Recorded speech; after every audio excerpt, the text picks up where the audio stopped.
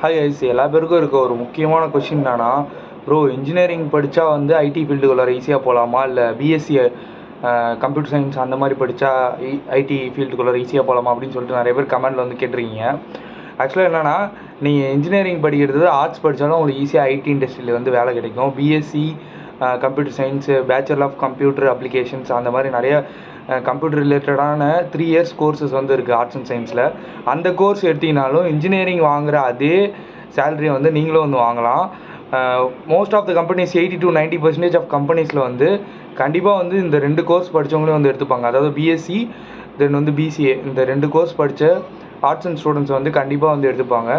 Engineering படிக்க முடியல அப்படின்னு நீங்கள் வந்து ஃபீல் பண்ணுறீங்க அப்படின்னா கண்டிப்பாக நீங்கள் வந்து பிஎஸ்சி ஆர் இப்போ பேச்சுலர் ஆஃப் கம்ப்யூட்டர் அப்ளிகேஷன்ஸ் அந்த மாதிரி கோர்சஸ் வந்து எடுத்து வந்து கண்டிப்பாக படிக்கலாம்.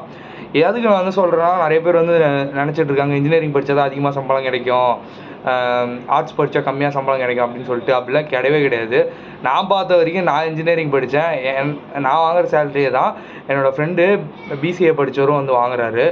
அவர் வந்து வேறு ஃபீல்டில் இருக்கார், ஐடி இண்டஸ்ட்ரியில் டெஸ்டிங் அந்த மாதிரி ஃபீல்டில் இருக்கார். அவரும் என்னோடய சேலரி தான் வாங்குறாரு. நான் இன்ஜினியரிங் முடிச்சுட்டு நான் வந்து டெவலப்பராக இருக்கேன், நானும் அதே சேலரி தான் வந்து வாங்குகிறேன். ஸோ இன்ஜினியரிங் படித்தா தான் வந்து அதிக சம்பளம் கிடைக்கும் அப்படின்றதா இல்லை.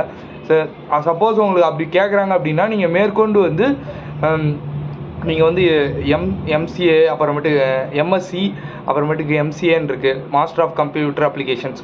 ஸோ அந்த மாதிரி கோர்ஸ் பண்ணிங்கன்னா இன்னும் வந்து உங்களுக்கு கிரேட் அதிகமாகும்.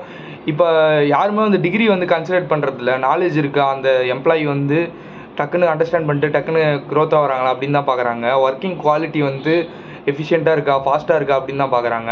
நீங்கள் ஒன்ஸ் வந்து இண்டஸ்ட்ரிக்குள்ளார போயிட்டீங்க அப்படின்னா உங்களுக்கு வந்து இந்த டிகிரி வந்து கன்சிடராக தெரியாது. எக்ஸ்பீரியன்ஸ், அப்புறமேட்டுக்கு வந்து உங்களோட டொமைன், அது மட்டும்தான் வந்து பவர்ஃபுல்லாக வந்து தெரியும். டிகிரி வந்து அப்பார்ட் ரெண்டாவது ஒரு கேட்டகரியில் வந்து போக ஆரம்பிச்சிடும். ஸோ நீங்கள் உள்ளே போனதுக்கப்புறம் டிகிரி மேஜராக கேட்குறாங்க அப்படின்னா நீங்கள் பிஜி கோர்ஸ் வந்து பண்ணிட்டீங்கன்னா ஈஸியாக வந்து பண்ணுவாங்க. இன்ஜினியரிங்கில் மேக்ஸிமம் யாரும் பிஜி கோர்ஸ் வந்து பண்ண மாட்டாங்க. ஏன்னா டீச்சிங் லைனில் போகிறவங்க மட்டும்தான் பிஜி கோர்ஸ் வந்து பண்ணுவாங்க. நீங்கள் வந்து பிஎஸ்சி அப்புறமேட்டுக்கு பிசிஏ அந்த மாதிரி படிச்சிருக்கீங்கன்னா கண்டிப்பாக நீங்கள் வந்து 2 இயர்ஸ் வந்து ஆஃபீஸ் போயிட்டு கரஸ்லேயே போட்டு வந்து பண்ணலாம். ஸோ வந்து அவங்க 4 வருஷம் படிக்கிறத நீங்கள் 3 வருஷம் படிச்சுட்டு ஈஸியாக வந்து ஜாபுக்கு வந்து போயிடுவீங்க. ஸோ யாரும் வந்து இன்ஜினியரிங் எடுக்கல அப்படின்ட்டு வந்து ஃபீல் பண்ணாதீங்க. காசும் மிச்சம், அதே சம்பளத்துக்கு நீங்கள் வேலைக்கும் வந்து போயிடுவீங்க. ஸோ வந்து பிஎஸ்சி எடுத்தாலும் வந்து கம்ப்யூட்டர் ஃபீல்டுக்குள்ளார போகலாம். டெவலப்பர், டெஸ்டிங் இன்ஜினியர் எல்லா டொமைனுக்குள்ளேயும் கண்டிப்பாக வந்து போகலாம். இதுதான் வந்து இந்த வீடியோவில் சொல்லணும்னு விருப்பப்பட்டேன். தேங்க்யூ. வீடியோ பிடிச்சிருந்தால் லைக் பண்ணுங்கள், ஷேர் பண்ணுங்கள், சப்ஸ்கிரைப் பண்ணுங்கள்.